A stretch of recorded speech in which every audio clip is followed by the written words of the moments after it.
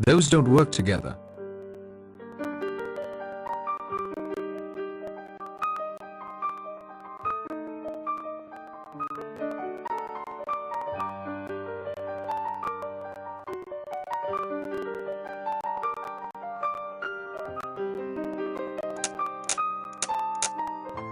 I should have thought of that sooner. There is no cause for that.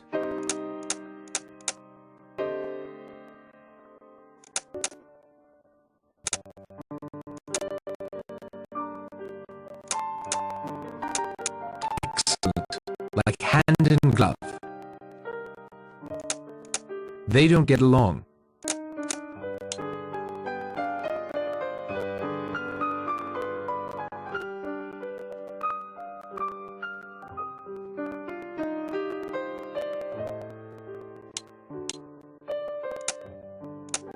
Excellent, like hand in glove.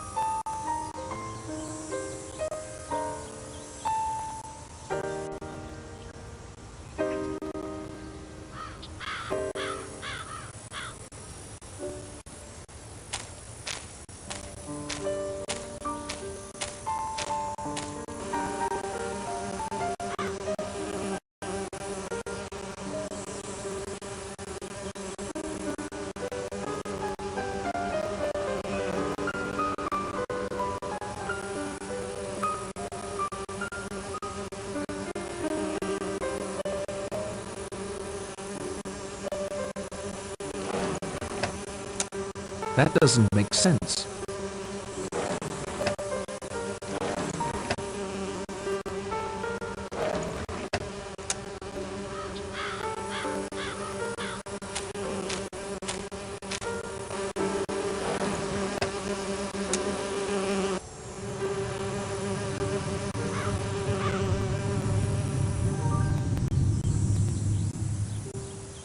There, the bees are now fast asleep.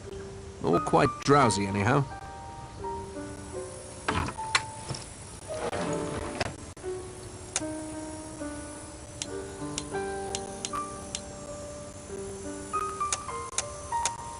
Excellent, like hand in glove.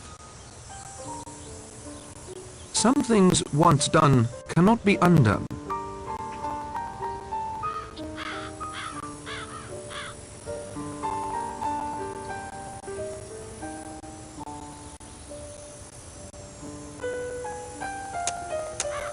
I should have thought of that sooner.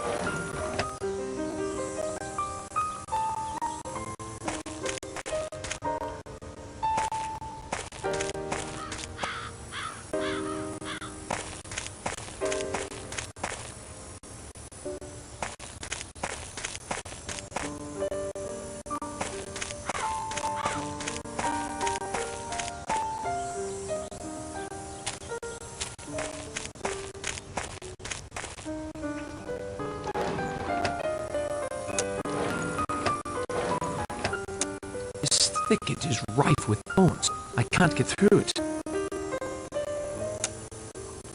Perhaps another time.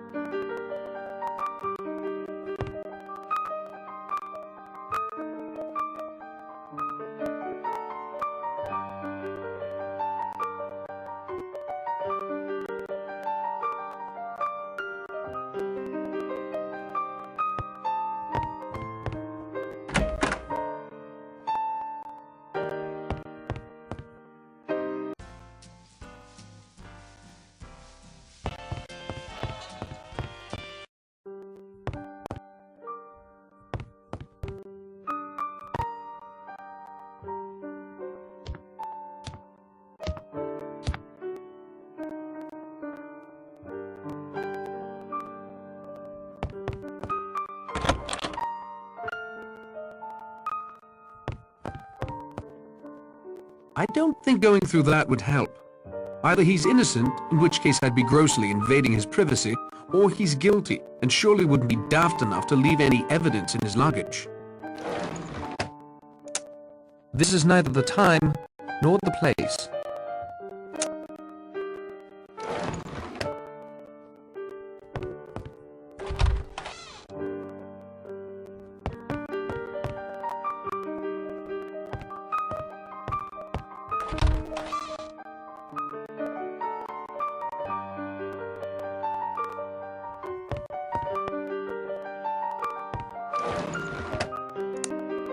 The flower stuck to bits of it.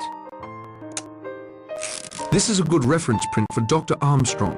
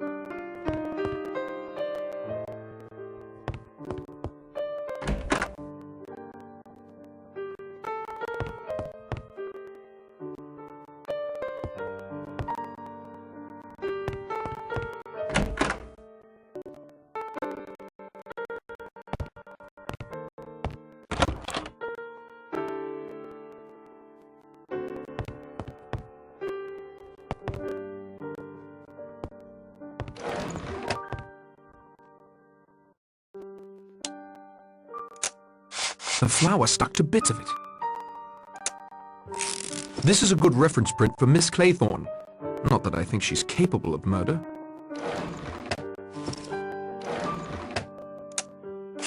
I copied the contents into my notebook.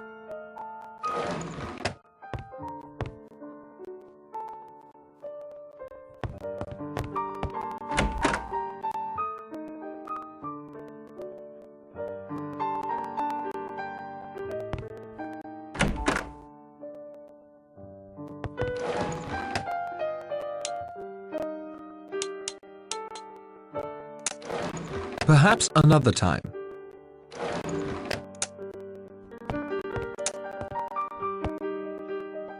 The flower stuck to bits of it. This is a good reference print for Miss Brent.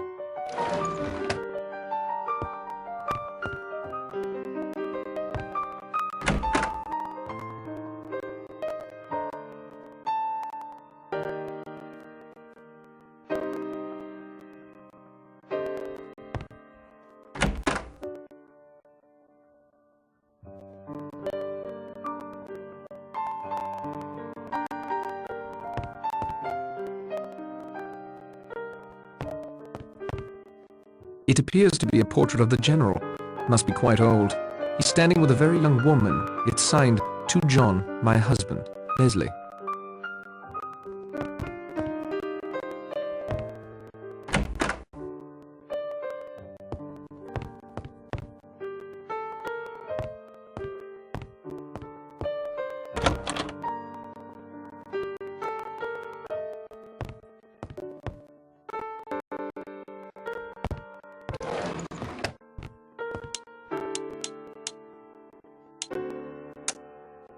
The flower stuck to bits of it. This is a good reference print for Mr. Marston.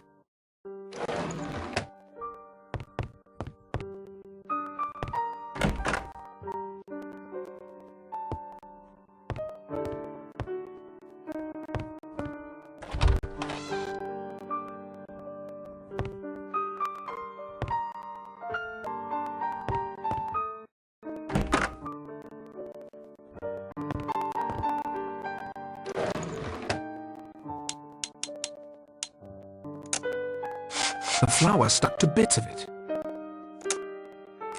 This is a good reference print for Thomas Rogers.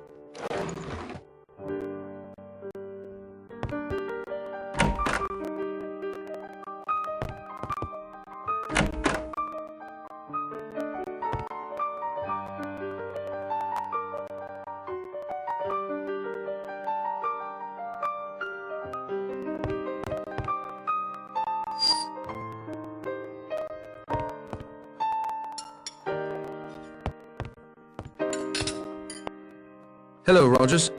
Hello, sir. Was there anything you required? Just looking around. That ham looks good. Mrs. Rogers had a way with hams. Baked, boiled, fried, pickled, en casserole. Always a treat. When will dinner be ready? 8 o'clock, sir. Or close to it.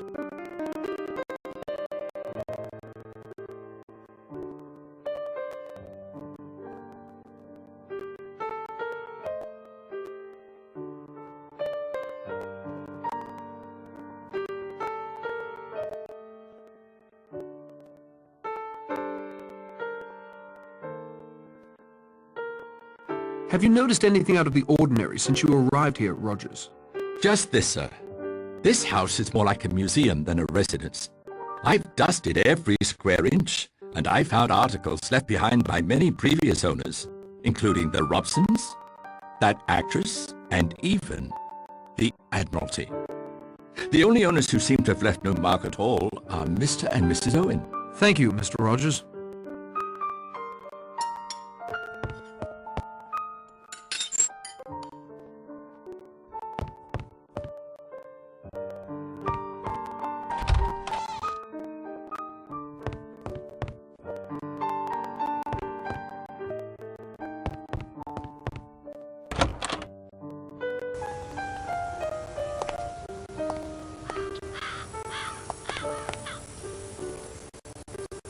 Are you sure you can't tell me anything more about seeing Miss Claythorne at a hotel near St. Trednick's? I wonder why you heard that. I was staying near the place where that boy Cyril Hamilton's death occurred. Miss Claythorne acted as if she'd never been to the place. I see no reason to say any more about it. I won't take up any more of your time, Miss Brent.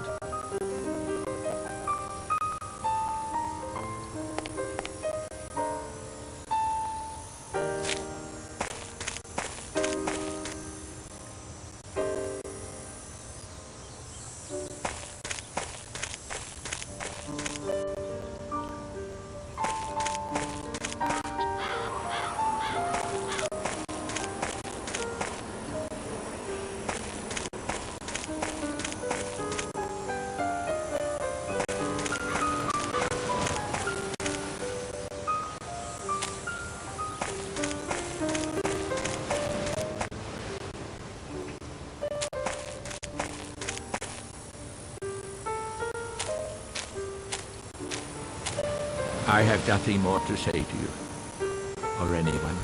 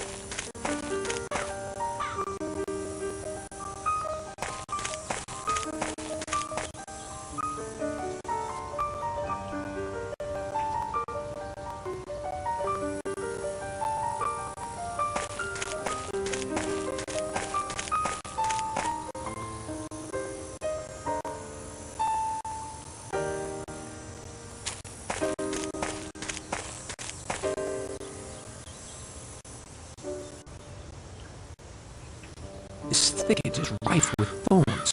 I can't get through it.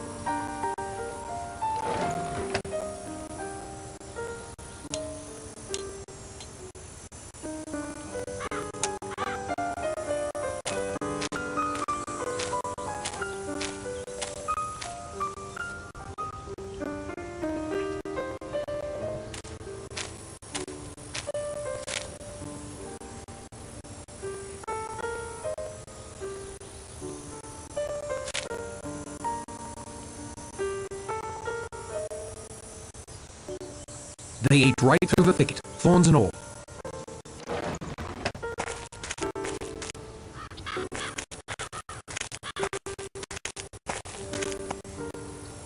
I think I can see a blinking red light off in the distance, but I can't be sure.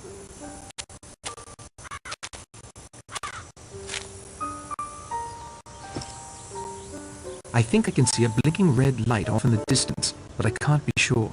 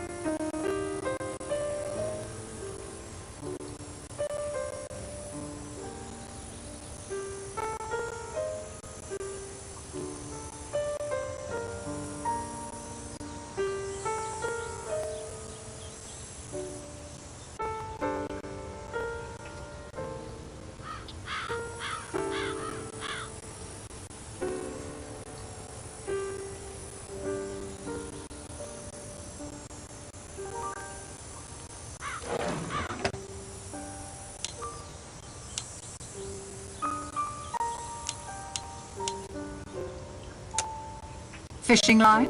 Yes, that would be strong enough to sew the silk sheets together.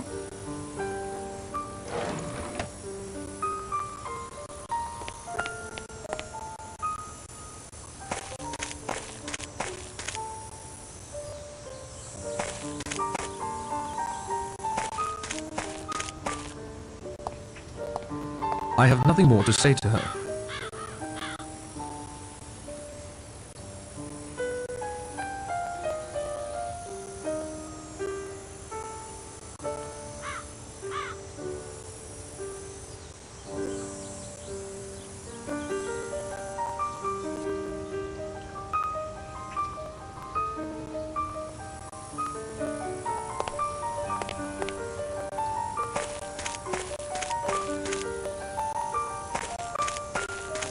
No, these rocks are too precarious to climb. I'd better stick to the path.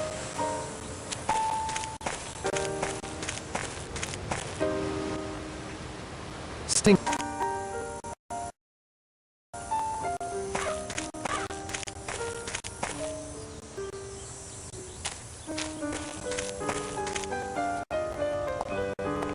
I don't think she's in the mood for conversation.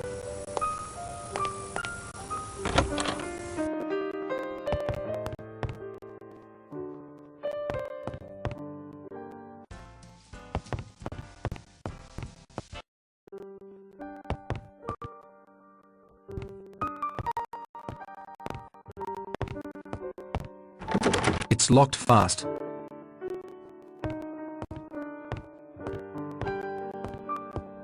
Have you seen any of the others? Before we came in here, I saw Miss Brent knitting on the patio as if she hadn't a care in the world. Could you perform an autopsy on Mrs. Rogers? I could, sir, but I won't. As Mr. Lombard so helpfully pointed out, it might be thought I had something to do with her death. It would be unethical for me to operate. How much Trianol is missing from your supply? I wouldn't know.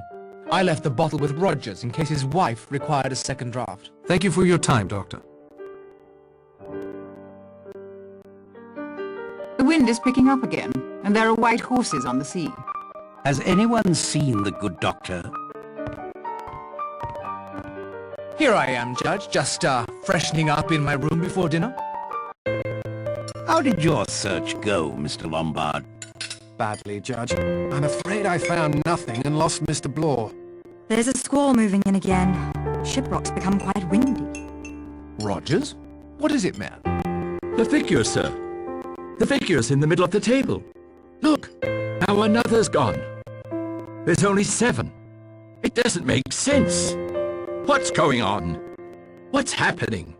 We can discuss this new development over dinner. It's ready, Rogers? Yes, sir. It's only cold tongue and cold ham, sir. We understand, Rogers. Where's the General? Last time I saw him was on that beach. You asked me about him, Narrowcut. Did you find him there? Yes. Did he say anything to you? His mind was wandering. Perhaps you'd be so good as to fetch the General, Mr. Narrowcut. We'll delay dinner for you both. No need for that. He's dead. Down there on the beach, leaning against a rock like a stick of driftwood. Chapter 4. 7 little sailor boys chopping up sticks. One chopped himself in halves, and then there were 6. Rogers is a first-class butler. I'll say that for him. Wife was a pretty good cook, too. Too bad we only got one meal out of her. Ladies and gentlemen, back to the business at hand. I'm going to ask Mr. Narrowcut to continue his investigation. But he's the last one who saw the General alive. The last one who is willing to admit to it. Mr. Narrowcut.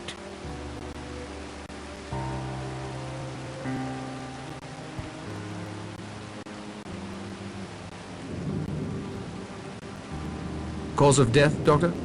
The back of his skull was crushed with a blunt instrument. Could the General's death have been an accident? There were multiple wounds. Unless he repeatedly slammed the back of his head against a rock, I think we can safely rule out accident and suicide. Which confirms what we've all come to suspect. The first 2 deaths were undoubtedly murder as well. I concur. Time of death? Only a few minutes before he was found. Not more than 30 at the outside. Do you have an alibi for that period of time? Why, the judge and I were playing snooker. Forgive me, Doctor, but you went up to your room, if you'll recall. Oh, of course, of course. For a moment or two only. If you'll excuse me, Doctor. Where were you during the half hour in question? I won't deny that Lombard and I had split up by then. I was just wondering, collecting my thoughts, you might say. How did you come to find the body? I'd seen the old gent down on the beach when we searched the island. He seemed pretty confused. I saw the storm coming on, knew it was almost summertime, thought I'd collect it. See anyone else on the beach? No, no one. See anything of a murder weapon? Plenty of solid Devon rocks about. I didn't see any blood, but the rock could have just been tossed in the surf. One said he'd stay right there, and then there were 7. Thank you, Miss Claythorne, for again calling our attention to the rhyme. It is significant without a doubt. We have one dead from having choked himself. Another overslept herself. Now a third wishes to remain in Devon, and his wish is granted to him in a most final manner. Thanks, Blore. Where were you during the half hour in question? Up on Ship Rock, where we spoke. The entire time? Yes, until the wind came up. I thought I should get back before the storm. You could see the beach from where you were? I spent most of my time on the far side of the summit. But I did move to a position above the beach once or twice. I saw you talking to the General from there. Yes. He seemed to know he was going to die. Could that be because you were swinging a rock at his head? He was quite alive when I left him. Did you see anyone else on the beach? Yes, I saw Philip. Mr. Lombard and Mr. Blore walking up the path from the beach. But that was earlier. Anything else you can add, Vera? No, nothing, I'm afraid. A pleasure as always, Miss Claythorne.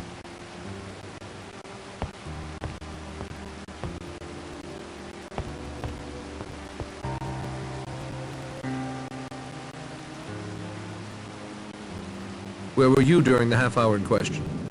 After Blore wandered off, I went back to that ruined fishing village.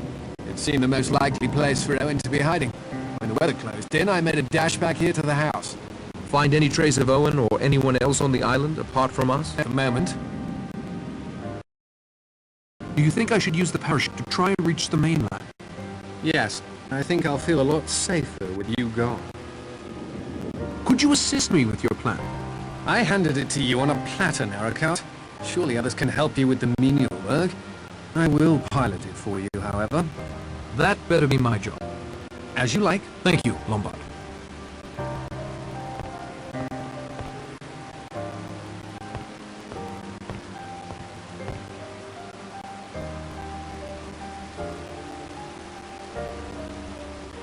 Where were you during the half hour in question? On the front patio, knitting. I'd been there since just after breakfast.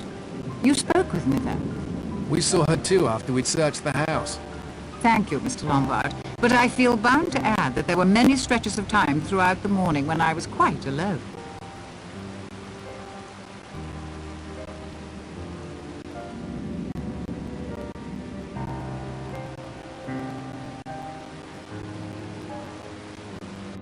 Who else did you see? Almost everyone at one time or another, I think. I saw the General walk off along that path towards Ship Rock. A minute or two later, Miss Claythorne headed